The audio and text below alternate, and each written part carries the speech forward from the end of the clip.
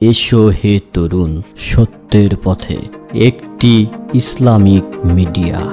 আল্লাহর নবী জনাব মুহাম্মদুর রাসূলুল্লাহ সাল্লাল্লাহু আলাইহি ওয়াসাল্লাম বললেন, আল্লাহ নবীকে জিজ্ঞেস করলেন, আইয়ু জামিন আকবার ইনদাল্লাহ, আল্লাহর নিকটে সবচাইতে বড় গুনাহ কোনটি ইয়া রাসূলুল্লাহ, ইয়া হাবিবাল্লাহ বলেন।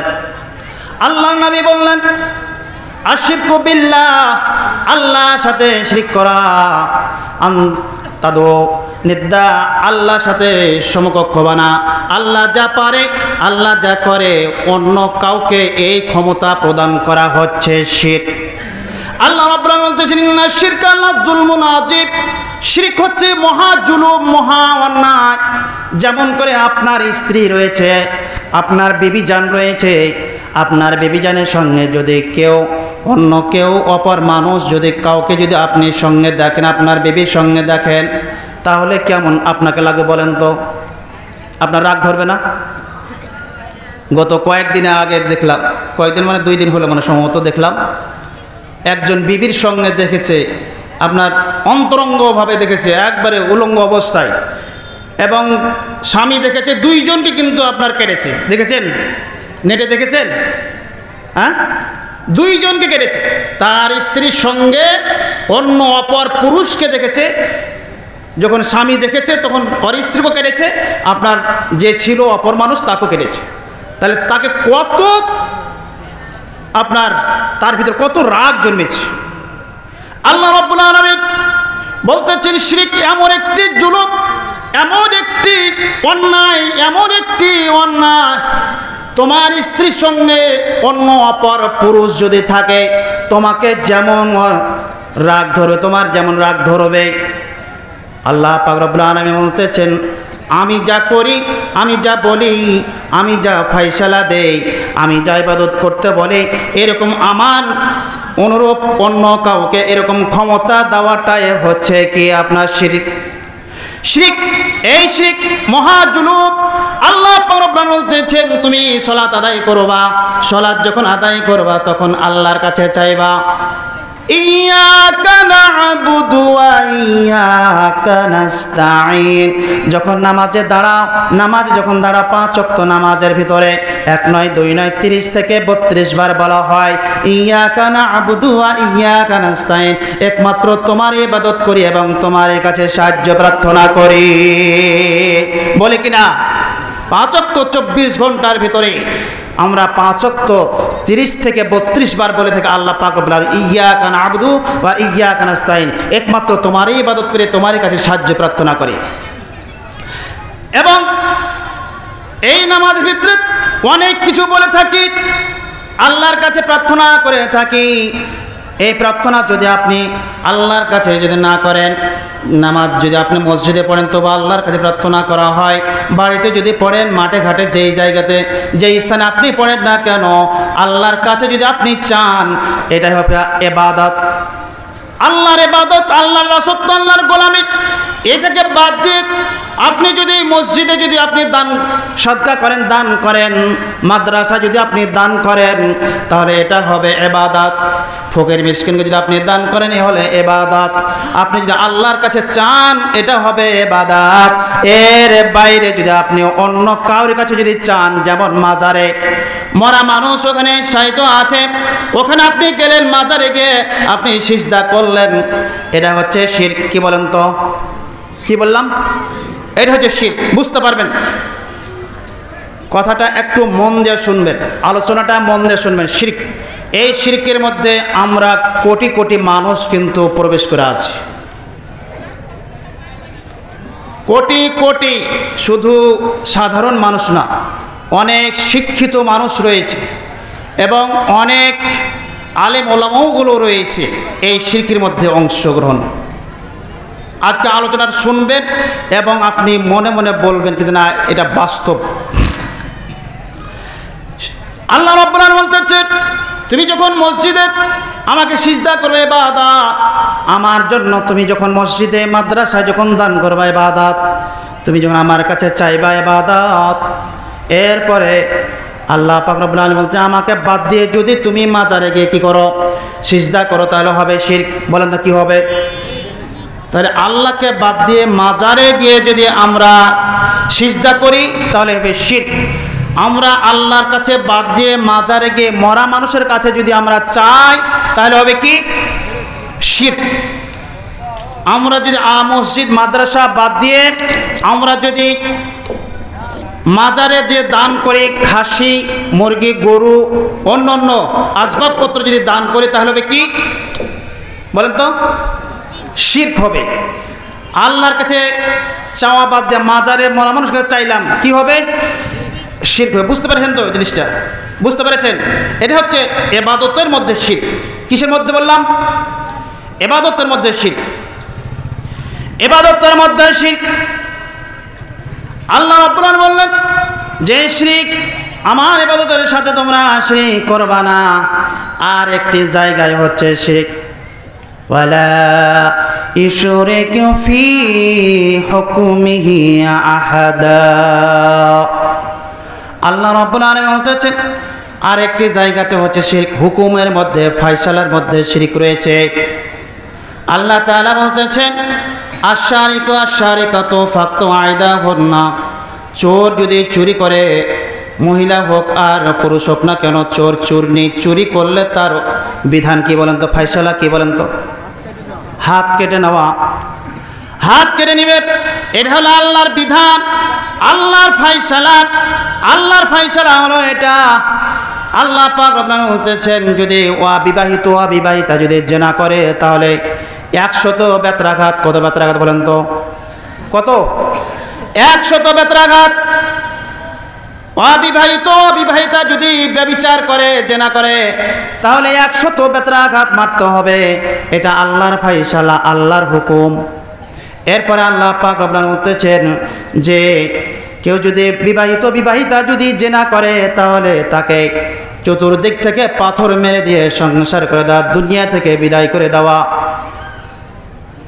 আল্লাহর বিধান, আল্লাহর ফয়সালা আছে না নাই?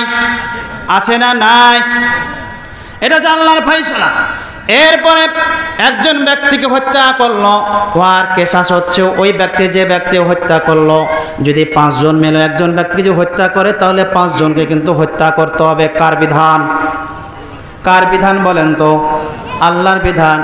একটি চক্ষু যদি আপনার কানা করে, ঘোঁচা দিয়ে টোকা দিয়ে যদি আপনার একটি চক্ষু যদি কানা করে, তাহলে যে ব্যক্তি একটি ফোঁটা দিয়ে কানা করলো ওই ব্যক্তির উল্টা আবার কেসাস হিসাবে কিন্তু ওই ব্যক্তির চোখ কানা করতে হবে। কার বিধান?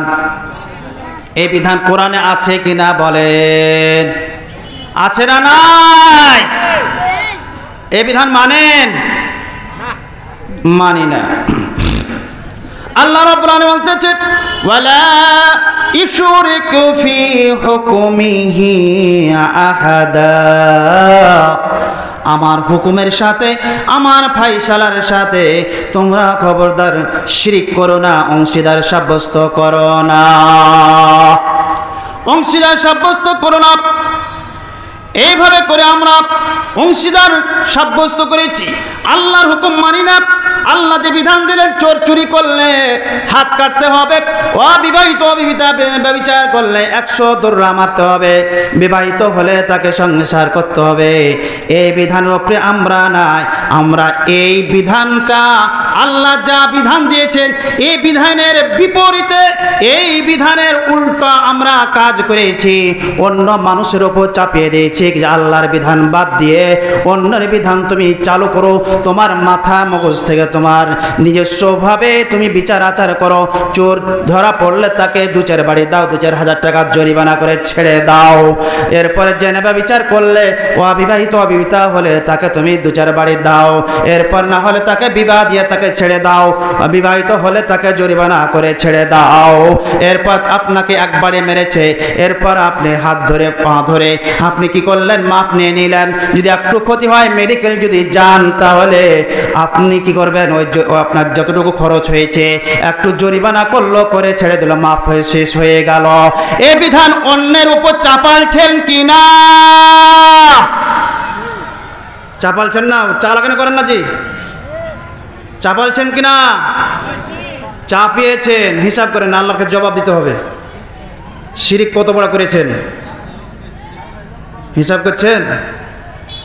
আল্লাহ রাব্বুল আলামিন বলতেছেন ইন্নাশ শিরকা লাযুলমুন আযীম, নিশ্চয় শিরিক হচ্ছে জুলুম, মহা জুলুম, মহা অন্যায়।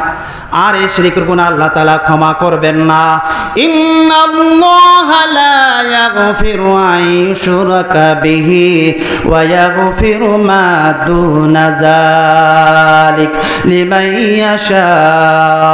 নিশ্চয় আল্লাহ তাআলা শিরকের গুনাহ ক্ষমা করবেন না, এর চাইতে নিম্ন শ্রেণীর গুনাহ আল্লাহ তাআলা ক্ষমা করবেন যাকে ইচ্ছা। কিন্তু শিরকের গুনাহ আল্লাহ তাআলা ক্ষমা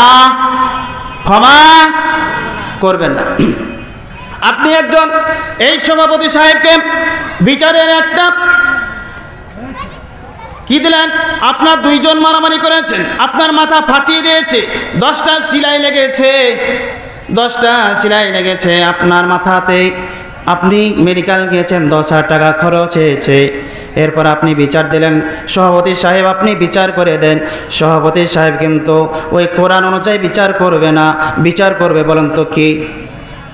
বলেন তো কিভাবে বিচার করবে? ওই সভাপতি সাহেব বিচার করবে, ভাই কলিমুদ্দিন সলিমুদ্দিন শোনো, যে একটা অন্যায় হয়ে গেছে, এটা তো ঘুরিয়ে পাওয়া যাবে না।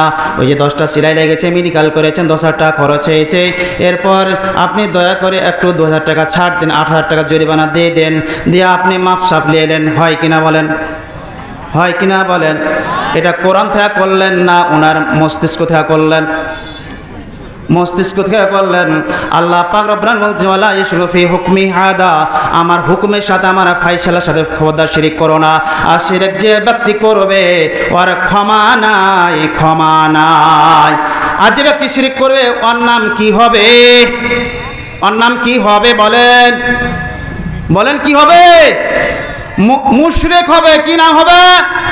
মুশরিক। আর সভাপতির জায়গা হচ্ছে কি? শিরকের স্থান। যেমন কবর, মাজার হচ্ছে শিরকের স্থান, মসজিদ হচ্ছে ইবাদতের স্থান। কবর হচ্ছে আপনি কবরে যা চাচ্ছেন ওইটা হচ্ছে আপনার শিরকের জায়গা। মসজিদে চাচ্ছেন আল্লাহর কাছে, আল্লাহ তুমি আমাকে উন্নতি দাও, তুমি আমাকে এই দাও সেই দাও, আমাকে তুমি আরোগ্য দান করো, আমার পরিবারের উন্নতি দাও। আপনি মসজিদে চাচ্ছেন, বাড়িতে নামাজ পড়ে আল্লাহর কাছে চাচ্ছেন, এটা হবে ইবাদত। আর মাজারে যে আপনি যখন চাইবেন তখন আপনি আল্লাহর কাছে চাওয়া বাদ দিয়ে অন্যর কাছে চাইতেছেন। ও পীর বাবা, ও মুক বাবা, তুমুক বাবা, আপনার খাতা বাবা, তালা বাবা, বিড়ি বাবা, যত বাবা আছে সমস্ত বাবার কাছে আপনি চাইতেছেন, ওখানে হবে শিরক। অনুরূপভাবে আল্লাহর ফয়সালা, এই ফয়সালা অন্যর উপর আপনি অর্পণ করেছেন, আপনি মতামত দিয়েছেন, আপনি আল্লাহর ফয়সালাতে শিরক করেছেন। সুতরাং আপনার নামটা কি হবে আপনি বলেন? মুশরিক। আমার হুকুমের সাথে খবরদার শিরিক করো না, আমার ফয়সালার সাথে শিরিক করো না। আর যিনি ফয়সালা দেন, আল্লাহ পাক রব্বুল আলামিন বলতেছেন ওয়া মান লাম ইয়াহকুম বিমা আনজালাল্লাহু ফাউলাইকা হুমুল কাফিরুন ফাউলাইকা হুমুজ জালিমুন ফাউলাইকা হুমুল ফাসিকুন। আছে না নাই? আছে না নাই? সূরা মাইদাতে আছে, আল্লাহ পাক রব্বুল আলামিন যা নাজিল করেছেন দীর্ঘ 23 বছরে সারা জাহানের নবীর উপর, 23 বছরে 114টি সূরা, 6000-এর অধিক আয়াত নাজিল করেছেন। একটি আয়াত হচ্ছে আপনার ধারা, 6000-এর অধিক ধারা রয়েছে। আপনি কোন ধারায় আপনি কিভাবে চলবেন, আপনি ব্যক্তিগতভাবে কিভাবে চলবেন, আপনার পরিবার কিভাবে চালাবেন, আপনার রাষ্ট্র কিভাবে চালাবেন, সমাজ কিভাবে চালাবেন, আপনি অর্থনীতি কিভাবে চালাবেন, এটা আল্লাহ পাক রব্বুল আলামিন 6000-এর অধিক ধারা দিয়ে দিয়েছে। সুবহানাল্লাহ বলবেন না? আমার মরণ আসিবে কখন কেউ তো জানে না। আমি মরে গেলে তোমরা আমায় ভুইলা যাও না। আমার মরণ আসিবে কখন কেউ তো জানে না। আমার মরণ আসিবে কখন কেউ তো জানে না।